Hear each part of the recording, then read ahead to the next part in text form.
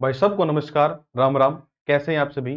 परीक्षा mobile application पर आप सभी का स्वागत है। और आज एक जबरदस्त इंपॉर्टेंट और उसके साथ साथ में इजी चैप्टर की शुरुआत करते हैं। चैप्टर का नाम है प्रॉफिट एंड लॉस, लाभ और हानि। बिल्कुल ही सिंपल टॉपिक है। अगर इससे पहले आपने परसेंटेज पढ़ा है, परसेंटेज की बेसिक चीजें आपने सीख ली हैं, तो ये चैप्टर ये लगा लो आपको 90% आ गया।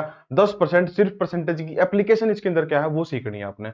बाकी सारी सारी चीजें, रेशो और परसेंटेज अगर आपने अच्छे से सीख लिया तो इसके अंदर कुछ भी नहीं है, जीरो है चैप्टर, जीरो। अगर आपने रेशो और परसेंटेज अच्छे से सीख लिया तो चलिए करते हैं शुरू।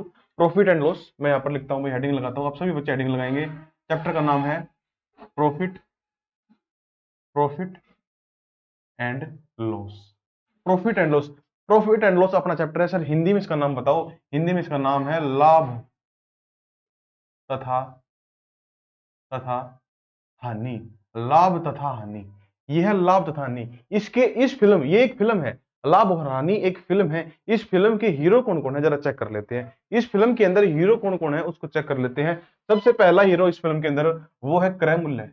क्या है? क्रय मूल्य। जैसे कि कोई चैप्टर आप पढ़ना स्टार्ट करते हो तो उस चैप्टर के अंदर कुछ नाम होते हैं, तो वो नाम हम हीरो के तरीके से पढ़ेंगे, उनकी स्टोरी समझेंगे कि क्या है क्रय मूल्य, क्या है क्रय मूल्य। एक और नाम होता है जिसका नाम होता है विक्रय मूल्य। सर इनको इंग्लिश में भी बताना, ठीक है? विक्रय मूल्य। आप कुछ कहो और आपकी बात में ना मानूं, ऐसा तो हो ही नहीं सकता। विक्रय मूल्य एक होता है, क्रय मूल्य एक होता है, विक्रय मूल्य दो होते हैं अपने फिल्म के हीरो। और इन हीरो को इंग्लिश में कहते हैं, इसको बोलते हैं कॉस्ट प्राइस। क्या बोलते हैं इसको? Cost price. इसको बोलते हैं सेलिंग प्राइस। क्या बोलते हैं इसको? Selling price. सारे बच्चे देखना ध्यान से। इसको बोलते हैं कॉस्ट प्राइस, इसको बोलते हैं सेलिंग प्राइस। इनके बीच में एक रिलेशन होता है, इनके बीच में एक प्यारा सा सुंदर सा रिलेशन होता है। रिलेशन क्या होता है, सब ध्यान से देखना। रिलेशन क्या होता है अगर मैं आपको इनकी डेफिनेशन, इनकी रियल का जो मीनिंग है, अगर आपको मैं वो समझा दूं तो आप समझ पाओगे कि इनके बीच का जो रिलेशन है, जो इनका मीनिंग है वो क्या। देखो, अगर मैं बताऊं आपसे कॉस्ट प्राइस क्या होता है, देखो अपने आप को, आप हो नहीं या फिर हो, कोई मैटर नहीं करता, लेट करो कि आप एक दुकानदार हैं। आप एक दुकानदार हैं। जो बच्चा खुद को एक दुकानदार मान लेगा, जो बच्चा आज की डेट में खुद को एक दुकानदार मान लेगा, वो बच्चा इस चैप्टर को अच्छे से समझ पाएगा। अगर आप एक दुकानदार हैं और आपकी है एक शॉप और उस शॉप के अंदर आप कोई भी प्रोडक्ट बेचते हो, अपने दिमाग में से कोई भी प्रोडक्ट सुन लो, कोई भी प्रोडक्ट अपने दिमाग से सुन लो, कपड़ा, और कोई किसी भी चीज के प्रोडक्ट, देखो दिमाग में प्रोडक्ट का नाम भी नहीं आ रहा, कोई भी प्रोडक्ट जो आपका मन करे वो चुन लो। हमने मान लिया कि ये कपड़े की दुकान है, कपड़ा, आप हो एक कपड़ा व्यापारी। तो मेरे को बताओ, आपकी दुकान पर ग्राहक आएगा, आपकी दुकान पर ग्राहक आएगा और आप क्या बेचोगे? उसको कपड़ा बेचोगे। लेकिन आपके पास कपड़ा कहां से आया, मैं ये पूछता हूं, आपके पास कपड़ा कहां से आया? आप कहोगे सर कपड़ा हम कपड़ा सर दिल्ली से लाए, हम कपड़ा दिल्ली से लाए। मेरे को बताओ सारे बच्चे, मेरे को बताओ, जब आप कपड़ा दिल्ली से लाए तो आपको फॉर एग्जांपल 1 मीटर कपड़ा या फिर एक कपड़ा, बिल्कुल सिंपल रखते हैं, एक कपड़ा आपको 250 रुपए का पड़ा। एक कपड़ा आप ऐसा लेकर के आए जो 250 रुपए का था। सारे बच्चे ध्यान से देखना, एक कपड़ा आप ऐसा लेके आए जो 250 रुपए का था, और ये जो कपड़ा है आपने अपनी दुकान पे रख दिया। आपने अपनी दुकान पे रख दिया इस कपड़े को, और आपने इस कपड़े को ग्राहक को बेच दिया। देखो, अभी मैंने सिर्फ आपके सामने दो हीरो लगाए हैं, अभी तीसरा हीरो और आएगा थोड़ी देर में, थोड़ी देर में तीसरा हीरो और आएगा, फिर देखना मजा आएगा। तो मैंने दुकान पर लगाया कपड़ा। कपड़ा कितने का था? 250 रुपए का। और मैंने देखो, अब 250 रुपए की मैं कोई चीज लाया हूं तो मैं 250 को तो उसको बेचूंगा नहीं। 250 में तो उसको बेचने से रहा, मैं उसको थोड़ा सा महंगे रेट पर बेचूंगा, थोड़ा सा महंगे रेट पर उसको बेचूंगा। तो महंगे रेट पर मैं क्या बेचूंगा? मैं कहूंगा कि सर मैंने वो कपड़ा ग्राहक को कितने रुपए में बेच दिया? 300 रुपए में। या फिर इतना कम मार्जिन नहीं, मैंने ग्राहक को वो कपड़ा 400 रुपए में बेचा। कितने रुपए में बेचा ग्राहक को वो कपड़ा? 400 रुपए में। मतलब आप बात समझना, एक चीज मैं 250 रुपए की लेके आया, कहां से? दिल्ली से, या फिर कह लो फैक्ट्री से, जहां पीछे से जहां से लाए, और उसके बाद आपने उस कपड़े को कितने रुपए में बेच दिया? 400 रुपए में बेच दिया। तो याद रखो, अगर आप एक दुकानदार हो तो आप कॉस्ट प्राइस और सेलिंग प्राइस को अच्छे से समझते हो। कॉस्ट प्राइस वो है जिस प्राइस पर आप दिल्ली से कपड़ा लाए। आप दिल्ली से जो कपड़ा लाए इसको बोलते हैं क्रय मूल्य। मतलब कि आप एक कपड़ा लाए 250 रुपए का, कहां से? दिल्ली से। मेरी बात को पकड़ रहे हैं? दिल्ली से आप कपड़ा लाए 250 रुपए का, और आपने ग्राहक को बेचा जिसको बोलते हैं विक्रय मूल्य, सेलिंग प्राइस, कितने रुपए का? 400 रुपए का। सर इसके बीच का जो ये अंतर है, सर इसके बीच का ये 150 रुपए का अंतर है, ये क्या है? इसको बोलते हैं लाभ, इसको बोलते हैं लाभ, जो आपने अपने चैप्टर के नाम में भी देखा था, लाभ। तो सेल परचेज के बीच में होता है लाभ, सेल परचेज के बीच में क्या होता है साहब? लाभ होता है। बात समझ में आ गई? आपके दिमाग में एक बात आओगी कि सर सिर्फ लाभ ही होता है और कुछ नहीं होता, बस इतनी सी बात थी, यही फिल्म थी? तो मैं आपको एक बात बताता हूं, सिर्फ लाभ नहीं होता साहब, सिर्फ लाभ नहीं होता। जरूरी नहीं है किसी दुकानदार को लाभ हो, जरूरी नहीं है किसी दुकानदार को लाभ हो, उसको हानि भी हो सकती है। हानि का मतलब नुकसान, नुकसान भी हो सकता है, लॉस भी हो सकता है। कैसे होगा लॉस? कैसे होगा लॉस? मान लो 250 रुपए का तुम कपड़ा लेकर के आए दिल्ली से, तुम 250 रुपए का कपड़ा लेकर के आए दिल्ली से, और तुम लाए 21 मार्च को, तुम लाए 21 मार्च को, 21 मार्च को, सर 21 मार्च मतलब 21 मार्च 2020 को तुम कपड़ा लाए, और 23 मार्च 2020 को लग गया लॉकडाउन, बाजारों में निकलना बंद, लोगों की दुकानें बंद, सब कुछ बंद, मंदी आ गई मार्केट में। और इतनी मंदी आ गई, इतनी मंदी आ गई कि आप एक तगड़े व्यापारी हुआ करते थे, लेकिन आपकी हालत इतनी खराब हो गई कि आपका सामान बिकना तो बहुत दूर की बात है, प्रॉफिट तो बहुत दूर की बात है, आपके खाने के लाले पड़ गए, आपके पास खाने तक के पैसे नहीं रहे। तो आप क्या कहोगे? आप ये कहोगे लोगों को कि एक काम करो भाइयों, 250 रुपए की मैं चीज लेकर के आया था दिल्ली से, आप इसको 200 रुपए की ले लो, लेकिन ले लो क्योंकि मेरे को पैसे की सख्त जरूरत है, क्योंकि मेरे को पैसे की सख्त जरूरत है। ये तो सिर्फ मैंने आपको एक एग्जांपल दिया है, लॉस का कोई कारण नहीं होता, लॉस कभी भी हो सकता है, किसी भी कारण, मार्केट में मंदी के कारण या फिर मजबूरी के कारण लॉस कभी भी हो सकता है। तो आप क्या कहोगे कि सर 250 रुपए की चीज को आप मजबूरी में, क्योंकि आप भूखे मर रहे हो, मजबूरी में आपने 200 रुपए की बेची, तो अब कहोगे सर अब ये हमने, देखो पहले हम ज्यादा रुपए में बेच रहे थे तो हम खुश हो रहे थे कि हमें 150 रुपए का लाभ हो रहा है, लेकिन अब हम इसको कम रुपए में बेच रहे हैं, तब हम इसको कितने रुपए कम में बेच रहे हैं? 50 रुपए कम में बेच रहे हैं। कितने रुपए कम में बेच रहे हैं साहब? 50 रुपए कम में। तब हमें क्या हो रहा है साहब? हानि हो रही है। इसको क्या बोलते हैं? हानि। इसको क्या बोलते हैं? हानि। बात को समझ में आए कि हानि और लाभ एक्चुअल में क्या होता है? तो आप एक बात को समझ पाओगे कि लाभ और हानि, लाभ और हानि जो हम वर्ड बोल रहे हैं, लाभ हानि, ये आप किसके बेस पर बोल रहे हो? मैं आपको एक बात बताता हूं, मैं आपको एक बात बताता हूं, अगर मैं इस चीज को छुपा लूं, अगर मैं इस पूरी टर्म को छुपा लूं, मतलब कि मैं आपको ये बताऊं ही ना कि ये कपड़ा कितने रुपए का आया, मैं आपको बताऊं ही ना कि ये कपड़ा कितने रुपए का आया, तो आप क्या कहोगे साहब? आप ये कहोगे कि सर कपड़ा मान लो हमें नहीं पता कितने रुपए का आया, आप कहोगे, आप क्या कहोगे? अगर आपको नहीं पता कपड़ा कितने रुपए का आया, आपको सिर्फ ये पता है कि वो बिका कितने का, आपको सिर्फ ये पता है कि वो बिका कितने का, तो क्या आप ये बता सकते हो कि कितना प्रतिशत प्रॉफिट हुआ? देखो अब यहां पर मैं प्रतिशत घुसा रहा हूं, अब यहां पर मैंने परसेंटेज घुसा दिया।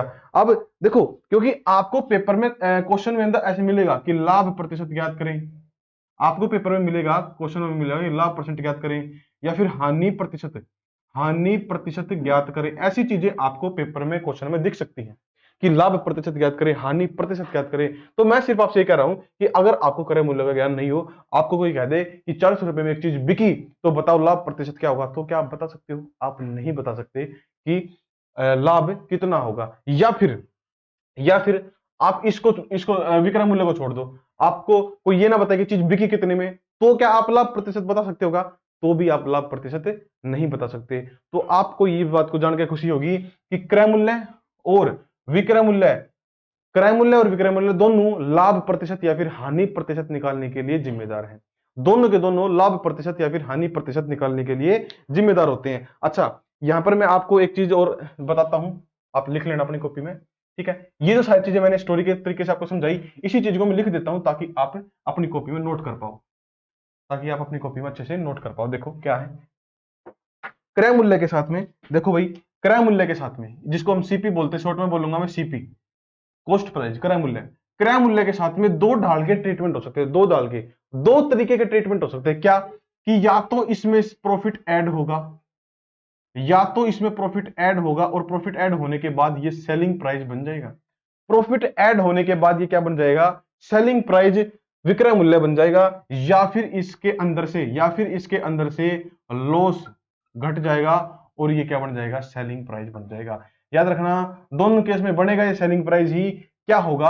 आपको प्रॉफिट जोड़ना पड़ेगा और लॉस घटाना पड़ेगा। ये बात तो आप सबको पता है, याद करो उस चीज को। 250 रुपए की चीज 400 में बेची तो 250 प्लस 150 का प्रॉफिट है ना, ₹250 की चीज 200 में बेची तो 150 माइनस 50 का लॉस, तभी 200 में बिकी। तो ये बात आप समझ पाए होगे इससे पहले जो हमने एग्जांपल किया था उससे। अब आपके दिमाग में एक बात आओगी कि सर प्रॉफिट परसेंटेज या फिर लॉस परसेंटेज हम कैसे निकालेंगे, हम किसके बेस पर निकालेंगे? क्योंकि आपको पता है, आप ऐसे तो कर लोगे, आप पीछे मेरे से परसेंटेज पढ़ के आए हो तो आप सबको पता है कि प्रॉफिट तो ऊपर आ जाए, क्योंकि प्रॉफिट परसेंटेज निकालना है तो प्रॉफिट लिखोगे ऊपर, गुणा में 100 लिखोगे परसेंटेज के लिए। लेकिन सर बटे में क्या आएगा? यही मेन मुद्दा है, बेस वैल्यू किसको लेंगे? सर बेस वैल्यू किसको लेंगे, यही मुद्दा है साहब। बेस वैल्यू किसको लेना है, यही मुद्दा है। तो आप इस क्वेश्चन मार्क की जगह पर याद रखना, सीपी भी आ सकता है और एसपी भी आ सकता है। याद रखना, इस क्वेश्चन मार्क के पास में सीपी कॉस्ट प्राइस भी आ सकता है, सेलिंग प्राइस भी आ सकता है, क्रय मूल्य भी आ सकता है, विक्रय मूल्य भी आ सकता है। लेकिन सर इन दोनों में से आएगा क्या? इन दोनों में से आएगा क्या? याद रखना, अगर क्वेश्चन में वो कुछ नहीं कहता, सिर्फ कहता है सिर्फ कहता है कि इसका लाभ प्रतिशत निकाले या फिर हानि प्रतिशत निकाले, तो आपको कुछ नहीं करना, आपको हर टाइम, हर बार आपको कॉस्ट प्राइस यूज करना है। हर बार इसके अंदर आपको क्या यूज करना है? कॉस्ट प्राइस यूज करना है। क्या यूज करना है साहब? Cost price. बात समझ में आई? आपको प्रॉफिट की जगह एक चीज और दिख सकती है, आपको प्रॉफिट की जगह लॉस भी तो मिल सकता है ना, तो लॉस भी लिख देते हैं। आपको प्रॉफिट की जगह लॉस भी मिल सकता है तो हम लॉस भी लिख देते हैं। प्रॉफिट हो सकता है या फिर लॉस हो सकता है, और परसेंटेज निकालने के लिए आप गुणा में 100 करोगे। और आपको अगर कोई और इंफॉर्मेशन नहीं देता, मेरे वर्ड्स को पकड़ना, अगर आपको कोई और इंफॉर्मेशन नहीं देता तो आप इसके बटी में बेस वैल्यू में कॉस्ट प्राइस लगाओगे। क्यों लगाओगे? क्योंकि प्रॉफिट और लॉस जब आप कैलकुलेट करते हो तो आप किसको मद्देनजर रखते हुए करते हो? आपने कितने रुपए लगाए, उसके ऊपर आप कितना कमा रहे हो, यही तो देखते हो ना। आपने 100 रुपए लगाए, आप चीज को 200 रुपए की बेच रहे हो, अरे मैं तो दुगनी बेच रहा हूं, यही तो कहते हो ना। मतलब आप किसको देखकर कहते हो कि दुगनी बेच रहा हूं? क्रय मूल्य को देखकर कहते हो। इसलिए परसेंटेज निकालते टाइम हम किसको ध्यान रखेंगे? क्रय मूल्य का। अगर आपको कुछ ना बोले तो आपने बटे में क्रय मूल्य लगाना है। लेकिन रेयर केस में कभी कभी एग्जामिनर आपसे गलती करवाने के लिए ऐसा क्वेश्चन दे देता है जिसमें लास्ट में वो ये लिख देता है कि प्रॉफिट परसेंटेज या फिर लॉस परसेंटेज कैलकुलेट करो विक्रय मूल्य के बेस पर, on the basis of selling price, विक्रय मूल्य के बेस पर। विक्रय, या फिर ऐसे बोलेगा विक्रय मूल्य का प्रॉफिट प्रतिशत ज्ञात करें, विक्रय मूल्य का हानि प्रतिशत ज्ञात करें, इस प्रकार वो कह सकता है। तो आप ध्यान रखना, उस केस में सीपी की जगह क्या आ जाएगा? नीचे एसपी आ जाएगा। उस केस में सीपी की जगह नीचे क्या आ जाएगा? एसपी आ जाएगा। मैं एसपी को लिख नहीं रहा क्योंकि फिर आप कंफ्यूज हो जाओगे। आएगा हमेशा सीपी ही आएगा, हमेशा कॉस्ट प्राइस। लेकिन रेयर केस में कोई एक आधा क्वेश्चन ऐसा हो सकता है जब वो कह दे कि साहब एसपी पर कैलकुलेट करे, सेलिंग प्राइस पर कैलकुलेट करे, तो आपको एसपी बटे में लगाना पड़ सकता है। सीधी सी बात, नो बकवास। आपके बात समझ में आई? आगे बढ़ते हैं। सर आपने एक बात कही थी कि परसेंटेज का जो चैप्टर है, एक मिनट भाई, ये माइक मेरे को थोड़ा सा दुखी कर रहा है।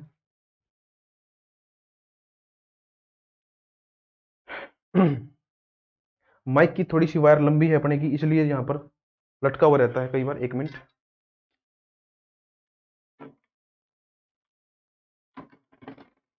हाँ अब शायद ठीक रहेगा। हाँ, तो देखो भाई, इतनी बात समझ में आ गई। आगे देखते हैं, आगे देखते हैं क्या है। आपको मैंने एक बात सिखाई थी, क्या बताई थी? कि भाई प्रतिशत अगर आप अच्छे से सीख लोगे, प्रतिशत अगर आप अच्छे से सीख लोगे तो आपको आगे आने वाले चैप्टर्स में बहुत ज्यादा हेल्प मिलेगी। और वो बात मैंने ऐसे ही एम ही नहीं कह दी थी, उस बात के पीछे लॉजिक था भाई, कारण था। अब देखना कि परसेंटेज आपके कितना काम आता है। देखो, आपको क्वेश्चन के अंदर आपको क्वेश्चन के अंदर आपको प्रतिशत के अंदर जो भी अमाउंट मिले, प्रतिशत के अंदर आपको 3 अमाउंट मिल सकती है। प्रतिशत के अंदर आपको 3 अमाउंट मिल सकती है। कौन सी मिल सकती है? एक तो मिल सकता है आपको लाभ, एक मिल सकता है आपको हानि, और एक आपको मिल सकता है क्या? छूट। ये 3 चीजें हैं जो आपको प्रतिशत प्रतिशत के अंदर मिलेंगी। हानि प्रतिशत, लाभ प्रतिशत, हानि प्रतिशत और छूट प्रतिशत। याद रखना, छूट प्रतिशत को हम थोड़ी देर बाद में डिस्कस करेंगे, इसको भी मिटा देते हैं। अभी बात करते हैं सिर्फ लाभ और हानि पर। मान लो आपको दिया गया है लाभ या हानि प्रतिशत। मान लो फॉर एग्जांपल हम ले रहे हैं 25%। कितना ले रहे हैं? 25%। आपको दे दिया लाभ या हानि कुछ भी 25%। तो आप उसको किस प्रकार इंटरप्रेट करेंगे? आप हमेशा चीजों को लेट करते टाइम बड़ी बड़ी संख्याएं या फिर अनवांटेड जिनकी जरूरत नहीं है आप वो संख्या मत मानो। अगर लेट ही करनी है तो दिमाग लगाओ, छोटी से छोटी लेट करो। तो छोटी से छोटी चीजों को लेट करते टाइम कैलकुलेशन भी छोटी होगी। तो यही वो ये वही कला है जहां पर आप छोटी से छोटी चीजों को लेट करोगे। देखो कैसे लेट करोगे। आपको अगर दिखता है लाभ प्रतिशत या फिर हानि प्रतिशत 25%, आपको पता है इसका फ्रैक्शन रूप होता है 1/4। ध्यान से देखना सारे बच्चे, प्यारे बच्चों, बहुत ही ज्यादा इंपॉर्टेंट कंसेप्ट है, बहुत ही ज्यादा। इससे इंपॉर्टेंट कुछ भी नहीं है इस चैप्टर के अंदर।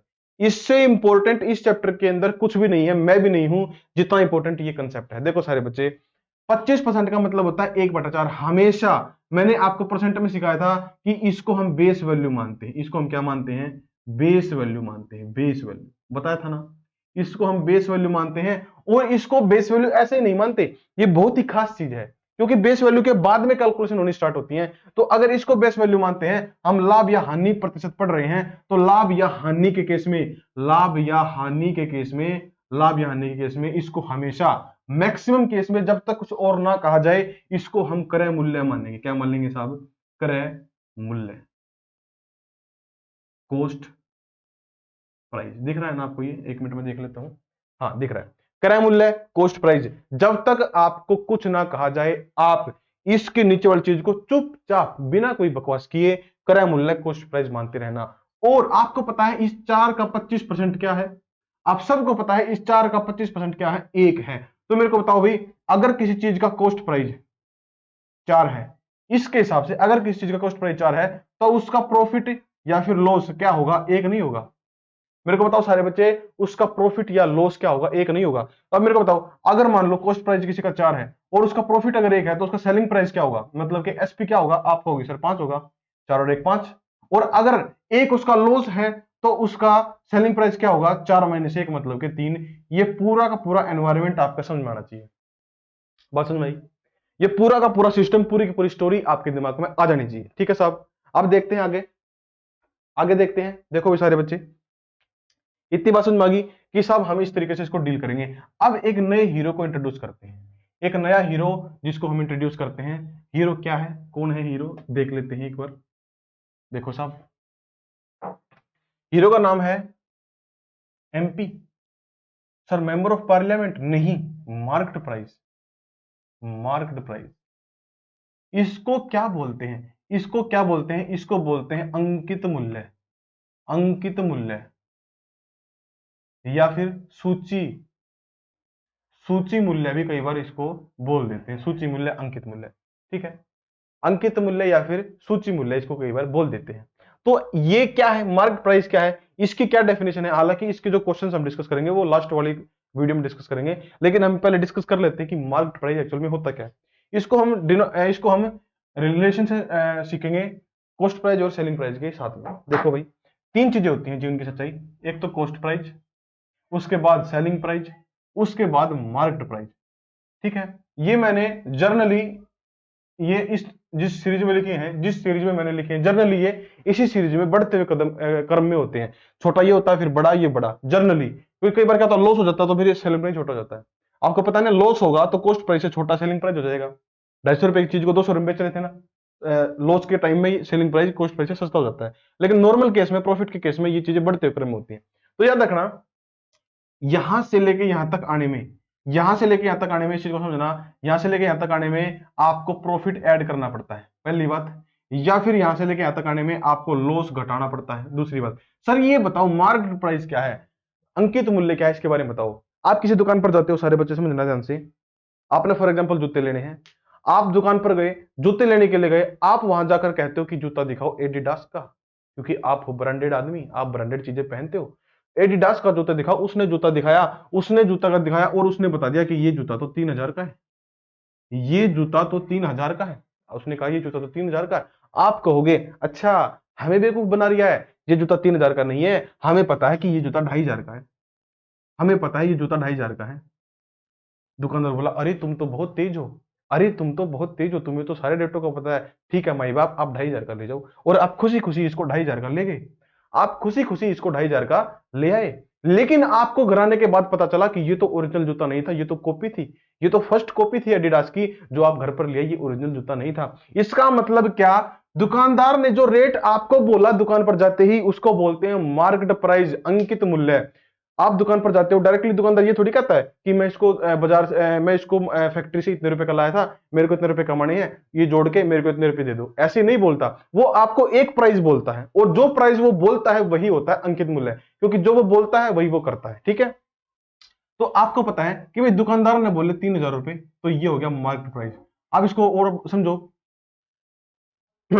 आप दुकानदार के पास जाते हो, कहते हो मेरे को जूता चाहिए, दुकानदार ने जूता दिया डिब्बे के साथ में, आप कहते हो कितना प्राइस है, दुकानदार कहेगा इसके डिब्बे के ऊपर लिखा हुआ है, मार्क्ड, मार्क किया हुआ है डिब्बे के ऊपर, देख लो ना खुद ब खुद। इसका मतलब वो रेट जो दुकानदार खुद बताए बोल के या फिर दिखाए कि देखो ये लिखा हुआ है, उसको बोलते हैं मार्केट प्राइस। मतलब कि किसी भी चीज को घटाने से पहले जो टॉप प्राइस होता है उसको बोलते हैं मार्केट प्राइस। उसके बाद फिर बार्गेनिंग स्टार्ट करते हैं, गिड़गिड़ाना स्टार्ट करते हैं कि थोड़ा सस्ता लगा लो। ठीक है ना, तो 3,000 रुपए मार्केट प्राइस दुकानदार ने बोला। आप उसको बोले कि सर ये तो 2,500 का जूता है, हमें पता है इसका रेट, आप इसको 2,500 का दे दो। दुकानदार बोला अरे वाह तुम तो बहुत तेज हो, तुम इसको 2,500 का ले जाओ।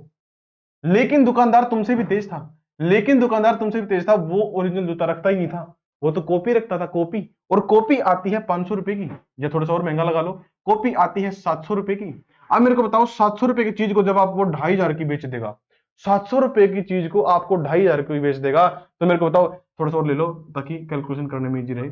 1,000 की चीज को वो आपको 2,500 में बेच देगा। 1,000 का जूता वो फैक्ट्री से लाया, 3,000 का आपको बताया ब्रांडेड का के, आप राजी हो गए 2,500 देंगे हम तो, हमें रेट का पता है। दुकानदार बोला ठीक है, आपको रेट का पता है, आप तो बहुत तेज हो, ले जाओ।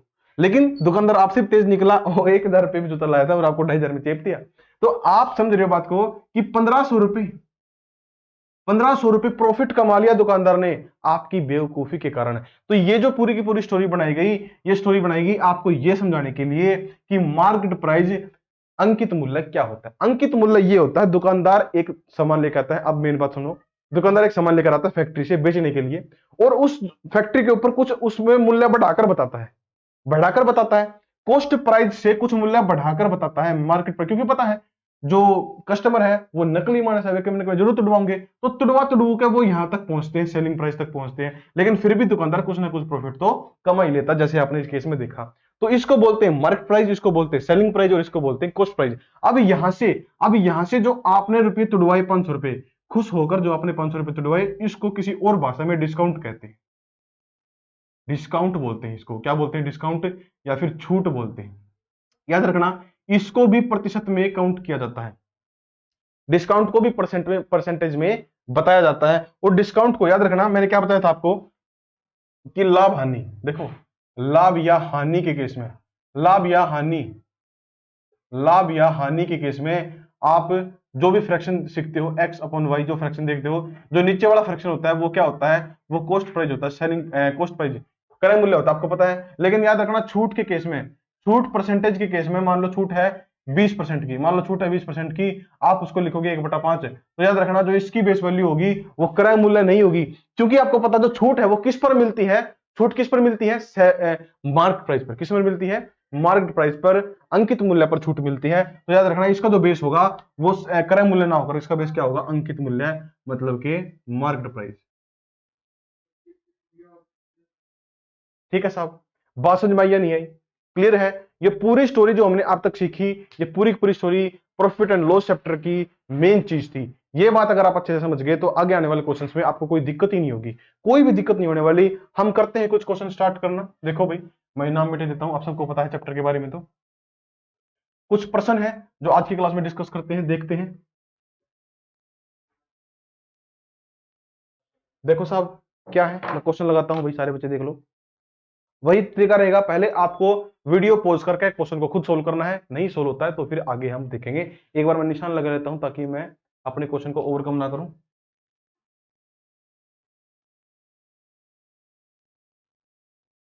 ठीक है साहब, अब शायद ठीक लग रहा है। हम्म, देखो ठीक है। देखो भाई, पहला क्वेश्चन क्या है? कोई व्यक्ति एक साइकिल 1,400 रुपए में खरीदता है। एक आदमी ने एक साइकिल 1,400 रुपए में खरीदी, मतलब कि उसका खरीदी मतलब कि उसका क्रय मूल्य हो गया, मतलब कि सीपी, ऐसे लिखते हैं सीपी 1,400 रुपए, लिख दिया साहब।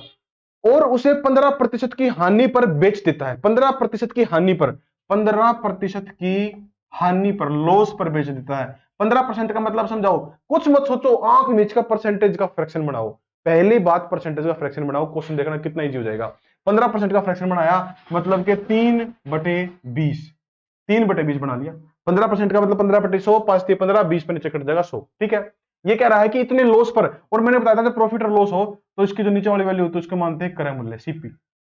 मेरे को बताओ 20 की चीज को अगर आप 3 के लॉस पर बेचोगे, अगर 20 की चीज को आप 3 के लॉस पर बेचोगे तो सेलिंग प्राइस क्या होगा? 17। मेरे को बताओ बात समझ में आ रही है नहीं आ रही? 20 की चीज को आप 3 के लॉस पर बेचोगे तो सेलिंग प्राइस क्या होगा?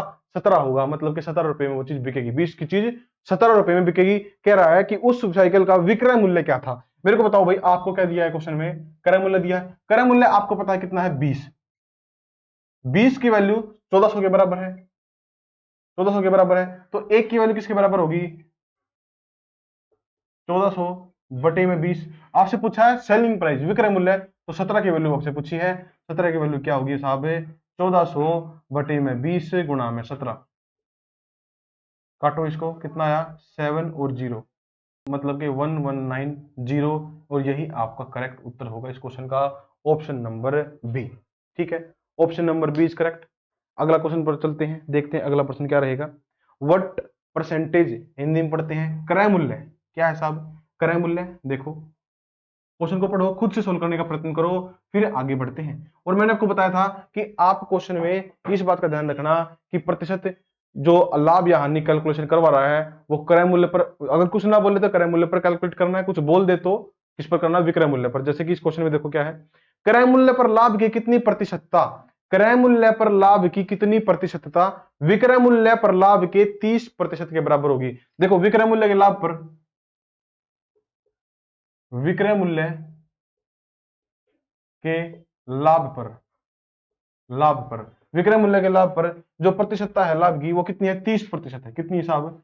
30% है। आपको पता होना चाहिए कि ये जो परसेंटेज है ये विक्रय मूल्य पर कैलकुलेट की गई है। इसमें लिखा हुआ है खुद कि विक्रय मूल्य के लाभ पर 30% है। मतलब मैं कह सकता हूं कि 30% जो होगा इसका जो फ्रैक्शन बनेगा 3/10, उसके नीचे ये सीपी नहीं होगा, ये कॉस्ट प्राइस नहीं होगा, क्योंकि सर आपने बताया था कि हम जब तक कुछ ना कहे तब तक इसको सीपी मानेंगे, लेकिन उसने बोल दिया कि विक्रय मूल्य के लाभ पर 30% है, मतलब कि इसका जो बेस होगा वो क्या होगा? वो सेलिंग प्राइस होगा, वो सेलिंग प्राइस होगा। और चूंकि ये लाभ है, देखो अगर सेलिंग प्राइस 10 है तो कॉस्ट प्राइस क्या होगा? आपको पता है 3 का लाभ हो रहा है, 3 का लाभ हो रहा है, तो इसमें से 3 घटा के देखो, मतलब कि 7 का, मतलब कि 7 का क्या होगा? कॉस्ट प्राइस होगा। मेरे को बताओ भाई, 7 का क्या होगा? कॉस्ट प्राइस होगा, क्योंकि आपको पता है अगर लाभ हो रहा है तो कॉस्ट प्राइस सेलिंग प्राइस से कम होगा, सीधी सी बात है। तो 3 उसमें से घटा के देख लो, 10 में से 3 घटाओगे तो 7 आ जाएगा। देखो आप किसी चीज का रट्टा मत मारना। अगर आप रट्टा मारोगे कि सर लाभ आया तो जोड़ दिया, प्रॉफिट आया तो घटा दिया, गलत हो जाएगा। मैंने यहां पर घटा के लिखा, ठीक है ना? क्यों? क्योंकि क्वेश्चन की रिक्वायरमेंट ही घटाने में थी। जैसा क्वेश्चन हो उस तरीके से समझो उसको, रट्टा मत मारो कभी भी। तो यहां से क्या किया हमने, हमें पता है सेलिंग प्राइस तो 10 है, क्योंकि यहां पर विक्रय मूल्य का लाभ 30% है। तो आपको पता है 3 लाभ है, तो इसके अंदर लाभ ऑलरेडी जुड़ा हुआ होगा, सेलिंग प्राइस के अंदर लाभ ऑलरेडी जुड़ा हुआ होता है, तो घटा के देख लेते हैं, क्रय मूल्य आ जाएगा। तो अब मेरे को बताओ भाई लाभ कितना है? लाभ तो 3 है, लेकिन ये पूछ रहा है कि क्रय मूल्य पर लाभ की कितनी प्रतिशतता, क्रय मूल्य पर लाभ बताना है। तो क्रय मूल्य कितना है? 7, तो 3/7, 7 गुणा में 100, यही आपका उत्तर होगा 300/7। देखो 7 चौक 28, 2 7 दूनी 14 और 6/7%, 42 से ही 6/7% आपका करेक्ट उत्तर हो जाएगा, ऑप्शन नंबर 4। ठीक है साहब, अगला प्रश्न देखो क्या है। अगला प्रश्न देखो भाई, देखो ऋचा ने कोई वस्तु इसकी सूची मूल्य के 4/5 पर खरीदी। देखो ऋचा ने कोई वस्तु, देखो याद रखना सूची मूल्य क्या होता है, मैंने आपको बताया था सूची मूल्य होता है अंकित मूल्य। हालांकि अंकित मूल्य का ये एक क्वेश्चन आया है, बाकी क्वेश्चन लास्ट में लगाए हैं मैंने। एक क्वेश्चन आया, कोई बात नहीं, देख लेते हैं इसको। ऋचा ने कोई वस्तु इसकी सूची मूल्य के 4/5 पर खरीदी। देखो 4/5 पर, सूची मूल्य के, किसके? सूची मूल्य के 4/5 पर खरीदी। मैंने ये लाइन क्यों लिखी? क्योंकि इस लाइन के अंदर बहुत ही तगड़ा कंसेप्ट है। सूची मूल्य के 4/5 पर खरीदी, ऋचा है उसने कोई वस्तु खरीदी सूची मूल्य के, किसके? सूची मूल्य के, तो ये पाएगा बेस के अंदर। ये बात मैंने आपको पहले भी जब रेशो प्रोपोर्शन कराया था तब भी मैंने आपको सिखाई थी कि इस लाइन के अंदर जब आपको कोई फ्रैक्शन देता है उस फ्रैक्शन की लाइन के आसपास ही सारा का सारा सौदा होता है। के ठीक पहले जो होता है वो चीज हमेशा बेस के अंदर होती है। सूची मूल्य मतलब कि मार्केट प्राइस, मार्केट प्राइस कितना है 5 है, मार्केट प्राइस कितना है 5 है, मतलब कि सूची मूल्य कितना है 5, और ऊपर जो ऊपर होगा सूची मूल्य के 4/5 पर खरीदी, तो मतलब कि जो उसने जो खरीदी है, मतलब देखो उसका जो कॉस्ट प्राइस है, उसका जो कॉस्ट प्राइस है, ऋचा का जो कॉस्ट प्राइस है वो कितना होगा 4। इसके क्वेश्चन के अंदर क्या है देखते हैं, इसे सूची मूल्य पर से 20% अधिक पर बेचा, और ऋचा ने क्या किया कि इसको सूची मूल्य के 20% अधिक पर बेचा, मतलब सूची मूल्य से भी 20% ऊपर जाके बेचा, तो ऋचा का लाभ प्रतिशत क्या होगा मेरे को बताओ। 5 रुपए की कोई चीज, ऋचा दुकान पे गई, ऋचा ने रेट पूछा, ऋचा को बोला भाई 5 रुपए की है, ऋचा उसको कितने रुपए की लाई 4 रुपए की, उसने रेट तोड़वाया, तो ऋचा के लिए कॉस्ट प्राइस, ऋचा के लिए कॉस्ट प्राइस कितना है 4 है, ऋचा के लिए कॉस्ट प्राइस कितना है 4 है। और कह रहा है कि ऋचा अगर उसे मार्केट प्राइस जो था, जो सूची मूल्य था, उससे भी अगर 20% अधिक पर बेचा, अगर वो इससे 20% अधिक पर बेचे, आपके दिमाग में एक बात आओगी कि सर 0.5 का 20% कितना होगा, 0.5 का 20% कितना होगा, तो घबराने की जरूरत नहीं है, इनको थोड़ा बड़ा कर लो, इनको आप एक काम करो, इनको थोड़ा बड़ा कर लो, जैसे कि 50 कर लो, 40 कर लो, ठीक है, क्योंकि आपको पता है ये रेशो में इनको आप कोई चीज मान रहे हो तो अपने हिसाब से उसको मॉडिफाई कर सकते हो, हमने इसको 50 मान लिया, इसको 40 मान लिया। अब आपको पता है कि मार्केट प्राइस पर 20% अधिक पर बेच रही है, मार्केट प्राइस से भी 20% अधिक पर बेच रही है, मतलब सीपी रिचार्ज जिस चीज को 40 रुपए की खरीद कर लाई थी, उस चीज को वो 20 प्लस इसका 20%, ये 10% कितना होगा इसका 5, 20% कितना होगा 10, तो मतलब 60 रुपए में बेच रही है, मतलब कि 60 रुपए में रिचा उस चीज को बेच रही है। तो मेरे को बताओ कितना प्रॉफिट कमा रही है वो कमा रही है 20 रुपए का प्रॉफिट, 20 रुपए का प्रॉफिट कमा रही है साहब, हाँ सर 20 रुपए का प्रॉफिट कमा रही है। रिचा का लाभ प्रतिशत क्या था, तो मेरे को बताओ 40 रुपए की चीज पर 20 रुपए का प्रॉफिट कमा रही है, गुणा में कर देंगे 100, या फिर दिख भी रहा होगा आपको, इसका मतलब है 1/2, और 1/2 का मतलब क्या होता है साहब 50%, 50% प्रॉफिट कमा रही है, ऑप्शन नंबर 1 इज करेक्ट। ठीक है, नेक्स्ट पर्सन देखो, आपको अगर परसेंटेज और उसके साथ खेलना आता है तो आप इन चैप्टर्स को बड़े प्यार से हलवे हलवे हाथों से सोल्व कर सकते हैं। किसी टेप रिकॉर्डर को 950 रुपए में बेचने पर मुझे 5% की हानि होती है, देखना भाई 5% की हानि, मैंने पहले सबसे पहले क्या देखा, हानि देखी मैंने और कुछ देखा ही नहीं। 5% का मतलब होता है सर 1/20, और हानि होने का मतलब क्या, देखो कह रहा है कि एक टेप रिकॉर्डर को 950 रुपए में बेचने पर मुझे 5% की हानि होती है, मतलब सीपी क्या रहा होगा उसका 20, और एसपी क्या रहा होगा, क्योंकि हानि हुई है तो घटेगा, मतलब कि 19 रहा होगा। ठीक है, और ये खुद कह रहा है कि एक टेप रिकॉर्डर को 950 रुपए में बेचने पर, मतलब सेलिंग प्राइस उसने एक्चुअल बता दिया अपना 950 रुपए, कोई दिक्कत इसमें, कोई दिक्कत नहीं साहब। आगे क्या कहता है, उसे 1040 रुपए में बेचने पर मुझे कितना प्रतिशत लाभ होता, कह रहा है कि अगर 1040 में बेचता मैं इसको, अगर 1040 में बेचता तो कितना लाभ होता। तो लाभ होने के लिए आपको यह पता होना चाहिए कि इसका क्रय मूल्य क्या है, क्रय मूल्य तो आपको पता नहीं है, फिलहाल का विक्रय मूल्य जरूर पता है, और विक्रय मूल्य का रेशो पता है, तो 19 की वैल्यू इस सेलिंग प्राइस की वैल्यू इसके बराबर हो जाएगी, आपको पता है सीधी सी बात है, बराबर हो जाएगी 19 पंजे 95 और 0, ये इसके 50 गुना है। अगर क्रय मूल्य निकालना हो तो 20 की वैल्यू यहां से निकाल सकते हैं, 20 गुणा 50 मतलब कि 1000 रुपए, तो आप कहोगे कि 1000 रुपए कॉस्ट प्राइस है, मतलब कि 1000 रुपए की चीज को आप 1040 में बेचना चाहते हैं, 1040 में बेचना चाहते हैं, तो आप कितना प्रॉफिट कमाएंगे, 40 रुपए का प्रॉफिट कमाएंगे। और कहां से कमाएंगे 1000 के ऊपर, मैंने कहा जब तक कुछ ना कहा जाए हम कॉस्ट प्राइस को ही बेस मानेंगे, तो यहां पर क्या होगा, डबल जीरो से डबल जीरो कट जाएगा, जीरो से जीरो कट जाएगी, कितना आएगा 4%, कितना आएगा साहब 4%, ऑप्शन नंबर 3 इज करेक्ट।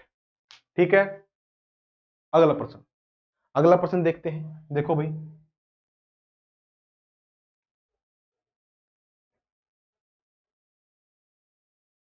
अगला प्रश्न क्या है, एक व्यक्ति 3 गाय और 8 बकरियों को 47,200 में खरीदता है। देखो एक आदमी कुछ गायें और कुछ बकरियां खरीद रहा है, गाय और बकरी खरीदता है, कहता है कि 3 गाय और 8 बकरी 47,200 रुपए में खरीदता है। 3 गाय, तो मैं कहता हूं 3 गाय, जी लिख देते हैं समझने के लिए, 3 गाय और कितनी बकरी 8 बकरी, तो 8 बकरी, 3 गाय और 8 बकरी खरीदता है, खरीदी 47,200 रुपए में। देखो 3 गाय जी मान लिया मैंने, एक गाय का प्राइस जी मान लिया, तो टोटल गाय का रुपये हो गए बी मान लिया एक बकरी का प्राइस, तो टोटल बकरी की प्राइस ये होगी, सारे जोड़ दें तो कितने आ गए 47,200।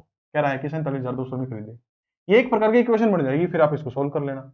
अगला क्या कहता है कि यदि उनमें 8 गायें और 3 बकरियां खरीदी होती, यदि उसने 8 गायें या 3 बकरियां, यदि उसने 8 गायें और 3 बकरियां खरीदी होती तो उसे 53,000 और देने होते, 53,000 और देने पड़ते। मतलब कि इतने तो दे ही रहा था वो, इतना तो दे ही रहा था, तो उसको 53,000 और देने पड़ते, 53,000 और, मतलब कि 2000 और ये कितना हो गया साहब, एक मिनट, हाँ 10,000 नहीं 1,02,000, कितना हो गया 1,02,000, 1,02,000, 1,02,000 हो गया, ठीक है 1,02,000। तो आपसे क्या पूछा इसने, इसने आपसे पूछा कि साहब एक गाय का क्रय मूल्य कितना होगा, एक गाय का क्रय मूल्य, एक गाय की जी की वैल्यू पूछी, जी की, एक जी की वैल्यू पूछी है। तो आप कहोगे सर इसको कैसे सोल्व करेंगे, इसको कैसे सोल्व करेंगे, एक काम करते हैं, आपको पता है सारे बच्चे देख लो, आप सबको पता है कि अगर इसके अंदर 3 की गुणा करी जाए, देखो इसके अंदर सोल्व करने का सीधा तरीका ये है, या तो बी को सेम कर लो या फिर जी को सेम कर लो, आपकी मर्जी है, कुछ भी कर सकते हैं, आपकी मर्जी है, कुछ भी कर सकते हैं। हमें काम कर लेते हैं, आपको पता है इसके अंदर अगर मैं 8 की गुणा कर दूं, ठीक है, और इसके अंदर अगर मैं 3 की गुणा कर दूं तो काम चल सकता है, फिर बराबर हो जाएगा मामला। देखो कैसे बराबर होगा, देखो 8 या 24 जी, ऊपर वाला देखो 8 8 64 बी बराबर 0 0, 8 दूनी 16 का 6 का हासिल बचा 1, 8 से 56 1 57 का 7 का हासिल बचा 5, 8 चौक 32 और 5 32 और 5 37, ये आ गया, ठीक है साहब 3,77,600। अच्छा 3 की गुणा इसमें करो, 8 तिया 24 जी हो गया ना बराबर, 3 तिया 9 बी बराबर, ये आएगा आपका 0,0,6,0,0,3, ठीक है साहब। अब देखो, अब इसको सोल्व कर लेते हैं, घटा लेते हैं इनको, माइनस माइनस माइनस, ये कट जाएंगे, 64 में से 9 गया कितना बचेगा, 64 में से 9 गया कितना बचेगा साहब, ये बचेगा आपका 75, नहीं सॉरी 64 में से 9 गया कितना बचेगा साहब आपका 55, 55 बचेगा, 55 बी बचेगा, प्लस का बचेगा क्योंकि 64 प्लस का है, 55 बी बचेगा। यहां पर देखो इनको घटाओ कितना आएगा 0 0, ये आएगा 0, ये आएगा 7 और ये आएगा 7, ठीक है साहब। अब देखो अगर 11 से काटू मैं तो 5 पे जाएगा, 5 बी बराबर 11 27 77 0 0 0, तो बी की वैल्यू कितनी आई आपको सर, बी की वैल्यू आई 5 एकम 5, 5 चौका 20 0 0, मतलब एक बकरी 1,400 रुपए की है। आप यहां से क्या कह सकते हो कि एक बकरी 1,400 रुपए की है। अगर इस बकरी की वैल्यू मैं इस इक्वेशन के अंदर पुट कर दूं तो कोई दिक्कत नहीं है, यहां पर पुट करके दिखाता हूं आपको, 3G प्लस 8B बराबर 47200, 47200 ऐसे कर लेते हैं। देखो भाई 3G, जी कितना है साहब, जी देखो जी तो निकालना है, कितना क्या निकालना है 8B, आज 1400 गुणा 8 है, कर देते हैं यहां पर 8 गुणा में 1400 बराबर 47200, यहां से हमारी जी की वैल्यू निकल आएगी 3G प्लस बराबर 47200 कर दिया। अब देखो 3G बराबर, 3G बराबर कितना आएगा साहब, 3G बराबर ये जाएगा उस तरफ से घट जाएगा 11200 00003, मतलब कि 36,000, 36,000 वैल्यू आई, और जी की वैल्यू कितनी आ जाएगी 12,000, जी की वैल्यू कितनी आ जाएगी साहब 12,000। Option number 3 is correct, option number 3 is correct, ठीक है। अगला क्वेश्चन देखते हैं, अगला प्रश्न देखो भाई क्या है,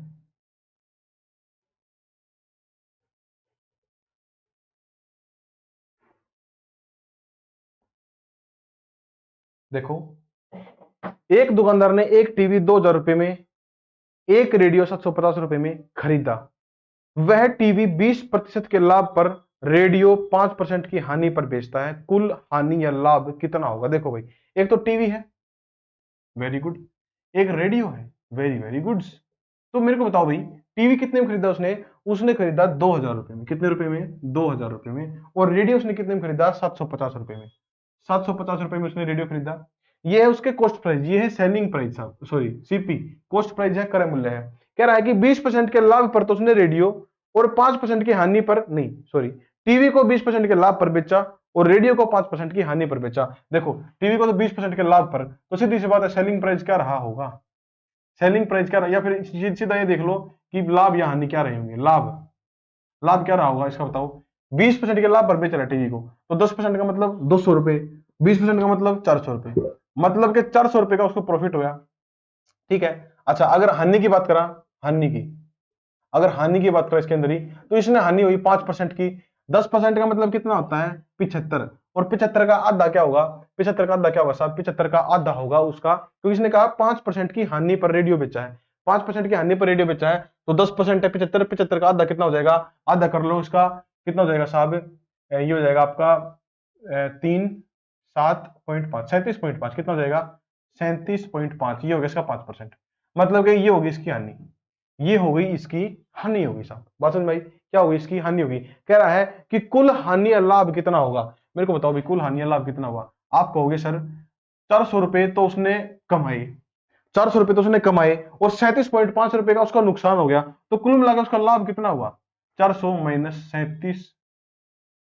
37.5, ऐसे कर लेते हैं इसको 5, यहां पर आ जाएगा 2, यहां पर आ जाएगा 6, यहां पर आ जाएगा 3, 362.5। तो हम कह सकते हैं कि 362.5 लाभ हुआ उसे, ऑप्शन नंबर बी। दूसरा ऑप्शन देखो, 362.5 रुपए का उसको लाभ हुआ कुल मिलाकर पूरे सौदे के अंदर। ठीक है साहब, अगला प्रश्न देखते हैं, अगला प्रश्न देखते हैं। यदि विक्रय मूल्य पर, देखो भाई, बिक्री मूल्य पर, बिक्री मूल्य पर 10% की हानि होती है तो लागत मूल्य पर हानि की दर क्या है। देखो, यदि बिक्री मूल्य पर 10% की हानि होती है, सेलिंग प्राइस पर, सेलिंग प्राइस पर कितनी हानि होती है 10% की, सेलिंग प्राइस पर 10% की हानि होती है, मतलब कि 1/10, और सेलिंग प्राइस पर होती है तो जो बेस होगा वो सेलिंग प्राइस होगा। बात समझ में आई, सेलिंग प्राइस है 10, तो सीधी सी बात है कॉस्ट प्राइस। आप सारे बच्चे देखना हानि हुई है, सारे बच्चे देखना हानि हुई है, यहीं पर बच्चा गलती करता है सबसे बड़ी, हानि हुई है, हानि मतलब के हानि हुई है, ये सेलिंग प्राइस तो 10 हो गया इसका, ठीक बात है, हानि हुई है तो सीधी सी बात है कॉस्ट प्राइस सेलिंग प्राइस से ज्यादा होगा, क्योंकि ज्यादा रुपए की चीज को सस्ते में बेचेंगे तभी तो हानि होगी। अगर 10 रुपए की सेलिंग प्राइस है तो कॉस्ट प्राइस क्या रहा होगा, ये एक इसके अंदर जुड़ेगा, मतलब कि 11 रुपए का सेलिंग प्राइस रहा होगा। यही चीज आपको सीखनी है, यही चीज आपको सीखनी है। तो क्या कह रहा है कि लागत मूल्य पर हानि की दर क्या होगी, हानि कितनी है 1, लागत मूल्य कितना है 11, 1/11 का मतलब क्या होता है 9 से ही 1/11%। अगर डायरेक्ट याद नहीं है, परसेंटेज करके आए हो तो याद होना चाहिए था, गुणा में 100 कर लियो आ जाएगा। ठीक है, परसेंटेज के लिए गुणा 100 करते हैं वो कर लेना, मेरे को डायरेक्टली पता है, मैंने डायरेक्टली लिख दिया 9 से 1/11, ऑप्शन नंबर 3। अगला प्रश्न, अगला प्रश्न देखो क्या है,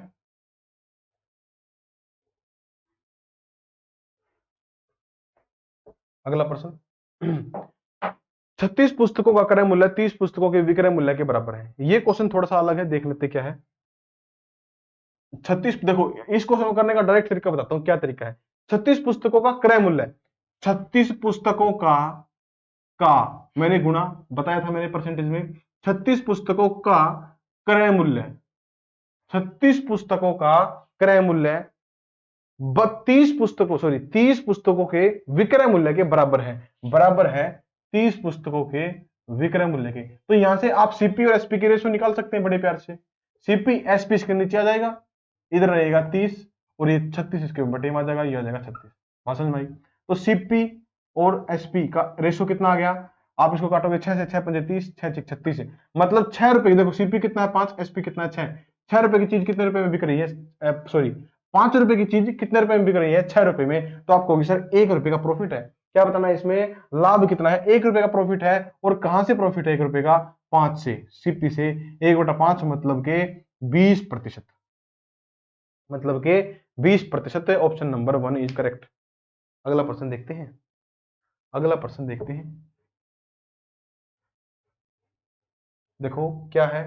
यदि 12 पेनों का सेम तरीका है, सेम चीज है, 12 पेनों का क्रय मूल्य 8 पेनों के विक्रय मूल्य के बराबर है, तो लाभ प्रतिशत क्या होगा। करते हैं इसको, सीपी बटे ये एसपी, यहां पर सीपी बटे एसपी बराबर है 8/12, 8/12, जिसको हम कह सकते हैं 2/3, 2/3, मतलब के 2 रुपए की चीज 3 रुपए में बिक रही है, लाभ परसेंट बताना है, तो एक फायदा हुआ 2 के ऊपर, मतलब के 50% का लाभ हुआ, खत्म, 50% का लाभ, ऑप्शन नंबर 4 इज करेक्ट। अगला क्वेश्चन देखते हैं, अगला प्रश्न देखते हैं, ये प्रश्न इंपॉर्टेंट है, करो जरा इसको, लैंग्वेज पर नहीं जाना है, मेन उसके क्रक्स को समझना है, क्वेश्चन के अंदर क्या लिखा हुआ है उस बात को समझना है, घबराना नहीं है क्वेश्चन को देख के।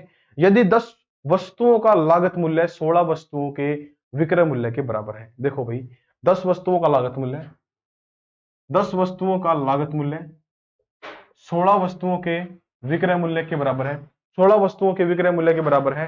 तो उन वस्तुओं की विक्रय मूल्य देखो, अब यहां पर जो बच्चा जल्दी जल्दी में तगज तगज में, और आसान क्वेश्चन जल्दी करो फटाफट, गलती कर देगा, लेकिन क्वेश्चन को पढ़ना समझना भी जरूरी है। क्या लिखा है इसके अंदर? लिखा है कि उन वस्तुओं की बिक्री मूल्य पर, किस पर? बिक्री मूल्य पर, सेलिंग प्राइस पर, बिक्री मूल्य पर कितने प्रतिशत लाभ या हानि होगी। मतलब जो आप जो आप परसेंटेज कैलकुलेट करो वो सेलिंग प्राइस पर करना, ना कि कॉस्ट प्राइस पर। कैसे करोगे? सेलिंग प्राइस बटे कॉस्ट प्राइस बटे सेलिंग प्राइस, इसके नीचे आ जाएगा, यहाँ पर आएगा 16, यहाँ पर आएगा 10, इसके नीचे ये आएगा भाई 8/5, 8/5। अब आप एक बात बताओ, यहाँ पर देखो मैं थोड़ा सा और खोल के लिख देता हूँ, सीपी और एसपी की रेशियो क्या आई? 8:5। मतलब कि जो कॉस्ट प्राइस है वो है 8, जो सेलिंग प्राइस है वो है 5। मेरे को बताओ भाई, 8 रुपए की चीज को आपने कितने रुपए में बेचा? आपको हो गई सर 5 रुपए में बेचा, 3 रुपए की हानि हो गई। क्या हो गई? हानि, हानि हुई है, नुकसान हुआ है। और आपको पता है कि नुकसान किस पर कैलकुलेट करना है, इस क्वेश्चन में दे रखा है कि कैलकुलेट करना है किसके ऊपर? विक्रय मूल्य के ऊपर। विक्रय मूल्य कितना है? 5 है, तो बटे में लगेगा 5, इसके अंदर गुणा में 100 लगेगा। कितना है? 3 दूनी 6, 60% हानि हुई, 60% हानि हुई। देखो भाई, इस क्वेश्चन का जो आंसर है वो क्वेश्चन के हिसाब से तो 60% है। जो क्वेश्चन के अंदर रिक्वायरमेंट थी, रिक्वायरमेंट क्या थी कि बिक्री पर, रिक्वायरमेंट क्या थी साहब कि बिक्री पर कितने प्रतिशत लाभ या हानि, बिक्री पर, मतलब कि सेलिंग प्राइस की बात हो रही थी। तो सेलिंग प्राइस के लिए तो हमने बेस में 8/5 लेना पड़ेगा। लेकिन जब मैं इसके ऑप्शन देखता हूं, इसके ऑप्शन में एक भी ऑप्शन में 60% नहीं है। अगर 60% ऑप्शन में नहीं है तो इसका मतलब ये है कि या तो क्वेश्चन मिस प्रिंट है। एक्चुअल में दिक्कत क्या रही होगी? दिक्कत क्या रही होगी क्वेश्चन के अंदर? ये जो बिक्री वाली चीज है ये नहीं आएगी क्वेश्चन के अंदर। क्या आएगा? ये बिक्री वाली चीज बिल्कुल गायब होगी। सिर्फ ये बात पूछी होगी प्रतिशत लाभ या हानि बताएं। तो उस केस में क्या करना है आपने? आपने उस केस में क्या करना है? 3, मतलब कि 3 की हानि हुई है, और हानि या लाभ हमेशा किस पर कैलकुलेट करते हैं? कॉस्ट प्राइस पर। लेकिन इसने बोला है इसके अंदर बिक्री पर, इसलिए हमने बिक्री पर कैलकुलेट किया था 60%। लेकिन अगर कॉस्ट प्राइस पर ये कह रहा है तो हम कॉस्ट प्राइस पर कैलकुलेट कर देते हैं, बटे में 8 कर देते हैं और गुणा में कर देते हैं 100। तो इससे हमारा आंसर आ जाएगा 300 बटे में 8, 8 दूनी 16, 8 या 24, 8 या 24, 6 जीरो, 8×7=56, 8×7=56, 4/8 मतलब कि 1/2। तो 37 सही 1/2%, 37 सही 1/2% की हानि, ऑप्शन नंबर 4। तो मेरे ख्याल से ऑप्शन नंबर 4 इसका करेक्ट है। ये क्वेश्चन के अंदर थोड़ी सी गड़बड़ है, ये बिक्री मूल्य पर नहीं, नॉर्मल लाभ या हानि पूछ रहा है। ठीक है साहब, अगला क्वेश्चन देखते हैं। अगला प्रश्न देख लेते हैं भाई, क्या है देखो, बताओ जरा क्या होगा इसका आंसर। देखो, 100 पेंसिल बेचने पर, क्वेश्चन क्या है साहब ध्यान से देखना, इंपॉर्टेंट है। 100 पेंसिल बेचने पर एक दुकानदार को 20 पेंसिलों के विक्रय मूल्य के बराबर लाभ होता है। 100 पेंसिल बेचने पर, 100 पेंसिल बेचने पर मतलब 100 पेंसिल का सेलिंग प्राइस, बेचने पर मतलब सेलिंग प्राइस बराबर है, बराबर है किसके? 20 पेंसिल के विक्रय मूल्य के बराबर है। 20 पेंसिल के, एक मिनट भाई, 20 पेंसिल के विक्रय मूल्य के बराबर है। एक मिनट भाई, 100 पेंसिल बेचने पर a shopkeeper gains a profit equal to selling price of 20 pencils by selling 100 pencils। ये क्वेश्चन थोड़ा सा अलग है साहब, ये क्वेश्चन थोड़ा सा अलग है, इस टाइप से नहीं होगा। ये क्वेश्चन थोड़ा सा अलग है। क्या कह रहा है देखो ध्यान से, इस क्वेश्चन में ऐसे मान लो आप, इस क्वेश्चन में ऐसे मान लो कि भाई एक पेंसिल को हम 1 रुपए में बेच रहे हैं। एक पेंसिल का सेलिंग प्राइस मान लेते हैं हम 1 रुपए।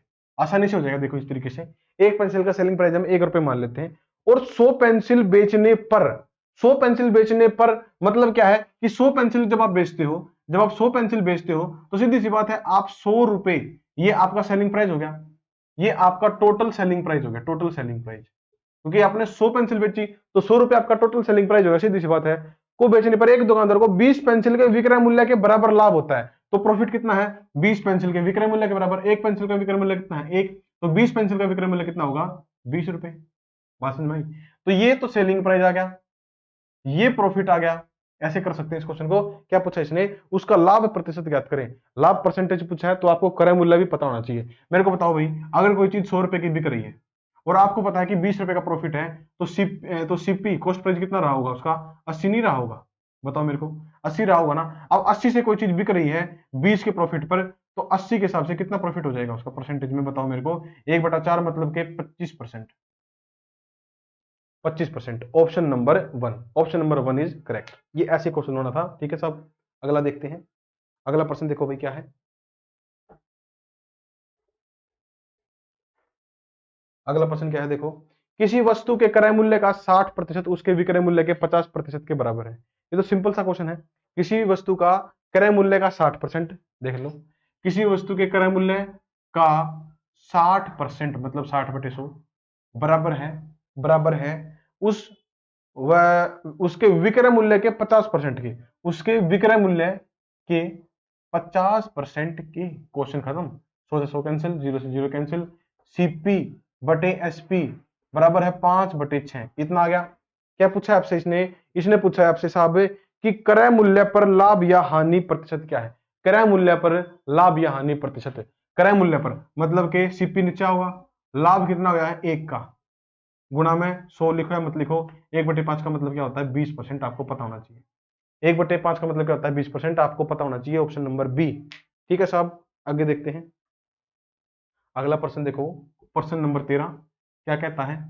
जिस प्रकार सावन कुछ कहता है उसी प्रकार ये क्वेश्चन भी कुछ कहता है। वो गाना सुना है ना आपने, कुछ कहता है ये सावन उसी प्रकार। देखो, यदि किसी वस्तु के क्रय मूल्य तथा विक्रय मूल्य 10:11 के अनुपात में, देखो भाई, किसी वस्तु का क्रय मूल्य और उस वस्तु का विक्रय मूल्य, सीपी रेशो एसपी दे रखा है 10:11। कुछ करने की जरूरत नहीं है। अब तक हम क्या निकल रहे थे, अब तक हम रेशो पर तो क्वेश्चन कर रहे थे। अलग से रेशो दे दिया तो कोई नई बात थोड़ी है। रेशो पर ही तो क्वेश्चन कर रहे थे। कह रहा है लाभ प्रतिशत बताओ, लाभ परसेंट बताओ कितना है, 1 का लाभ हो रहा है और सीपी पर कैलकुलेट करते हैं 1/10 मतलब कि 10%। खत्म क्वेश्चन, नकली क्वेश्चन, नकली। अगला प्रश्न देखो, ये देखो साहब, ये देखो क्वेश्चन क्या है।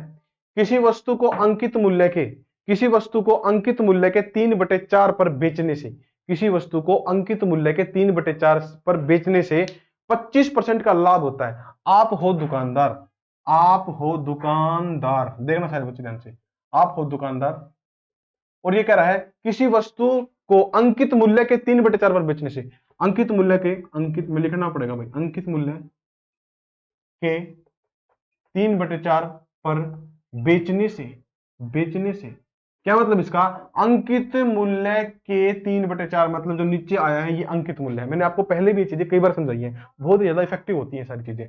अंकित मूल्य मतलब कि मार्केट प्राइस जो है वो आ गया 4 रुपए, 4 आ गया, ठीक बात है। और 3/4 मतलब 4 रुपए की चीज बोली थी लेकिन बेची आपने कितने की, वहां बेची कितने की, 3 की बेची। तो सेलिंग प्राइस क्या हो जाएगा, सेलिंग प्राइस 3 हो जाएगा। सीधी सी बात है, सेलिंग प्राइस क्या हो जाएगा साहब, 3 हो जाएगा, 3 हो जाएगा। कह रहा है कि बेचने से 25% का लाभ होता है, मतलब कि जो भी सीपी रहा होगा, जो भी सीपी रहा होगा, लाभ तो यहीं से कैलकुलेट होगा ना, लाभ तो सीपी से कैलकुलेट होगा साहब। अब लाभ जब सीपी से कैलकुलेट होगा, आपको पता होना चाहिए कि ये इसका 25% ज्यादा है। बात समझ पा रहे हैं हम, मेरी बात को समझ पा रहे हैं, ये इसका 25% ज्यादा है। मतलब अब देखो, इस बात को थोड़ा सा इस प्रकार समझो, इस बात को थोड़ा सा इस प्रकार समझो कि 25% लाभ का मतलब क्या होता है। 25% लाभ का मतलब क्या होता है, 1/4 होता कि नहीं होता, 1/4 होता है ना। आपको भी सर बिल्कुल होता है, 1/4 तो होता है, ठीक है ना, 1/4 तो होता है। अगर 1/4 होता है तो आपको भी सर लाभ अगर 1/4 होता है, मेरे को बताओ भाई, तो यहाँ पर 4 क्या होता है, 4 क्या होता है सीपी, अलग से लिख रहा हूँ, इस रेशो को मैं अलग से लिख रहा हूँ नीचे आपको समझाने के लिए। सीपी कितना होगा, 4 होगा ना, सीपी कितना होगा 4, और सेलिंग प्राइस 25% लाभ के साथ में कितना होना चाहिए, 5 होना चाहिए। लेकिन आप यहाँ पर एक मतभेद देखते हो, आप यहाँ पर एक मतभेद देखते हो कि सर ये मतभेद तो गलत है, ऐसे मतभेद तो नहीं होना चाहिए। तो मेरे को बताओ भाई, आपने रेशो के अंदर ऐसे क्वेश्चन नहीं दिखे थे जहां पर 2 ढाल की रेशो अलग अलग होती थी? आपको सर हाँ देखे तो थे। तो ये उसी प्रकार के क्वेश्चन है, 2 ढाल के रेशो अलग अलग है, इनको इकट्ठा कर लो। इस 3 को यहाँ पर लिख लो, इस 5 को यहाँ पर लिख लो।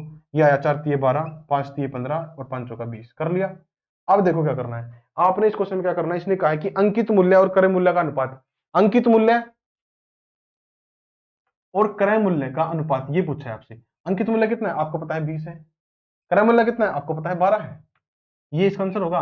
4×5 = 20, 4×3 = 12, 5:3, 5:3 ऑप्शन नंबर 1 इस प्रश्न का करेक्ट बिल्कुल सही उत्तर होगा। ठीक है साहब, इंपॉर्टेंट क्वेश्चन था ये, इंपॉर्टेंट क्वेश्चन था, मैंने हलवे हलवे में करा दिया, आपको पता नहीं चला, बहुत ही बढ़िया लॉजिकल क्वेश्चन था ये। अगला प्रश्न देखो, और आपको ये बात तो पता लग गई होगी कि ये जो फ्रैक्शन मेथड है ये कितना काम आता है इन क्वेश्चन में, कितना काम आता है। देखो, यदि किसी वस्तु पर 15% की हानि हो, ठीक है, तो उसके क्रय मूल्य और विक्रय मूल्य का संगत अनुपात बताइए। सिंपल सा क्वेश्चन है। 15% की हानि का मतलब क्या है? 3/20। मतलब कि अगर किसी का सीपी 20 है तो उसका एसपी 17 होगा। ये बात तो आप देखते ही लिख सकते हो ना, ये बात तो आप देखते ही लिख सकते हो, 20 और 17 होगा सीपी एसपी। कह रहा है कि क्रय मूल्य और विक्रय मूल्य का संगत अनुपात बताएं। संगत अनुपात बताना है 20:17, यही तो आंसर है। ऑप्शन नंबर 3 20:17, यही आंसर बताना है अपन 20:17। क्रय मूल्य और विक्रय मूल्य का संगत अनुपात पूछा है इसने, ठीक है ना। अगला प्रश्न, अगला प्रश्न देखो, क्वेश्चन नंबर 16 क्या कहता है। क्वेश्चन नंबर 16 देखो भाई, नमक के मूल्य में 20% की कमी होने पर, ये क्वेश्चन तो हमने परसेंटेज के अंदर भी किया था, सेम वैसे ही क्वेश्चन है। नमक के क्वेश्चन में 20% की कमी होने पर खरीदार 100 रुपए में 4 किलोग्राम नमक और खरीद सकता है। देखो 20% की अगर कमी होगी, 20% की अगर कमी होगी, इसका मतलब क्या है? 1/5। मतलब पहले जो प्राइस था, पहले अगर प्राइस 5 था तो अब प्राइस कितना हो गया? 4 हो गया। 20% की प्राइस में कमी आ गई, कमी आ गई। कमी होने के कारण क्या हुआ? ये प्राइस में कमी आई तो क्वांटिटी के अंदर लोगों ने ज्यादा खरीदना स्टार्ट कर दिया। मतलब 4 पहले खरीद रहे थे, अब 5 खरीदने लग गए।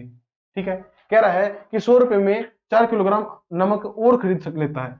100 रुपए में 4 किलोग्राम नमक ज्यादा खरीदता है। मतलब कि नमक ज्यादा कितना खरीद रहा है यहां से अगर देखें तो 1 यूनिट, लेकिन एक्चुअल में कितना खरीद रहा है? 4 किलोग्राम ज्यादा। ठीक है, एक्चुअल में कितना खरीद रहा है? ये मैं तेजी से क्यों करवा रहा हूं? क्योंकि परसेंटेज के अंदर हमने ये टाइप अच्छे से कवर कर ली थी। एक की वैल्यू किसके बराबर है? 4 किलोग्राम के बराबर। तो 4 यूनिट की वैल्यू कितनी होगी? 16 किलोग्राम। 5 यूनिट की वैल्यू कितनी होगी? 20 किलोग्राम। ठीक है, 5 चौका 20 कर दिया, 4 चौक 16 कर दिया। ठीक है, अच्छा इतना समझ में आ गया। क्या पूछा इसने? इसने पूछा है नमक का घटा हुआ मूल्य। घटा हुआ मूल्य मतलब ये मूल्य पूछा है, ये मूल्य पूछा है, इसका मतलब हमने ये क्वांटिटी में होना चाहिए। मतलब कि 20 किलोग्राम, मतलब कि 20 किलोग्राम जो नमक खरीद रहा है वो 100 रुपए में खरीद रहा है। तो 100 रुपए में 20 किलोग्राम खरीद रहा है तो 1 किलोग्राम कितना का आएगा भाई? 5 रुपए का। 5 रुपए का 1 किलोग्राम आएगा। ऑप्शन नंबर 3 जो कि दूसरे नंबर पर 2 नंबर की तरह लिखा हुआ है वो बिल्कुल सही है। Option number 3 is correct. ठीक है, नेक्स्ट पर्सन, अगला पर्सन देख लेते हैं। देखो भाई क्या है, सेम इसी कंसेप्ट पर क्वेश्चन है, आप खुद भी कर सकते हैं इस क्वेश्चन को, कोई बड़ी बात नहीं है, लेकिन मैं कर देता हूं, कोई दिक्कत नहीं है, आपको परेशानी नहीं दूंगा मैं। देखो आमों के मूल्य में 20% की वृद्धि हो जाने से, आम है भाई, मैंगो है, उनके जो मूल्य है, जो प्राइस है वो 20% हाइक हो गई, बढ़ गए, तो 20% बढ़ा देते हैं। 20% की हाइक मतलब क्या? 1/5, 5 से 6 हो गई, तो सीधी सी बात है क्वांटिटी 6 से 5 हो जाएगी। ये बात तो आप डायरेक्टली लिख ही लिया करो ऐसे क्वेश्चन में। ये कह रहा है 40 रुपए में 4 आम कम मिलते हैं। अब आम कम कितने मिलने लगे? 40 रुपए में 4 आम कम मिल रहे हैं ना, लेकिन रेशियो में बताओ कितने? एक कम मिल रहा है। 1 यूनिट की वैल्यू 4 आम, तो 6 यूनिट की वैल्यू कितनी? 24 आम, और 5 यूनिट की वैल्यू 20 आम। पहले 24 आम मिलते थे, अब 20 आम मिलने लगे, 4 आम कम मिलने लगे। ठीक है, आप कहोगे कि सर वृद्धि से पहले, वृद्धि से पहले मतलब पहले जो प्राइस था 15 आमों का मूल्य क्या था? वृद्धि से पहले बताओ, मतलब इस टाइम पर जब हम 24 आम खरीदते थे 40 रुपए के, मेरे को बताओ 40 रुपए के 24 आम कितने रुपए के होते थे? 40 रुपए के। तो एक आम कितने रुपए का होगा? 40/24। ठीक है ना। इसने पूछा है कि 15 आमों का मूल्य क्या होगा, तो 15 आम कितने के होंगे बताओ? 40/24 गुणा में 15। ठीक है साहब, कर सकते हैं ऐसे, बिल्कुल कर सकते हैं। आगे क्या होगा इसके अंदर? देखो 8 या 24, 8×5 40, कितना आया? 3 पे कट जाएगा 5, 5×5 25। इस प्रश्न का करेक्ट उत्तर होगा ऑप्शन नंबर 4। ठीक है, तो ये थे अपने आज के क्वेश्चन। पहली क्लास के अंदर सिंपल सिंपल क्वेश्चन हमने किया ताकि हमारे समझ में आ जाए कि एक्चुअल में प्रॉफिट एंड लॉस क्या होता है। बाकी क्वेश्चन करेंगे नेक्स्ट क्लास में, तब तक के लिए धन्यवाद।